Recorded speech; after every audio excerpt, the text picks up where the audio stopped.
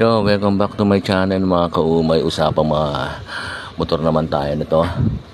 So, usapang hindi sikat nga, pipicture na natin syempre yung isa sa pinaka sikat ngayon dito sa lugar namin. So, nandito na lahat, kumpleto na rito. So, hindi ka nalalayo, hindi ka napupunta ng 10th Avenue para bumili ng mga pyesa. So, dito lang, makikita mo yung kay boss. Makakapamili ka na rito ng mga pyesa.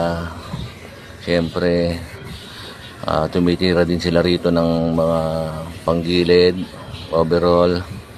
So, ayan, si Delo. Shoutout sa Delo. So, dito lang yan sa Malolos, kanto ng Milagrosa. So, sa mga tropa natin kaumay, mga katigagobang.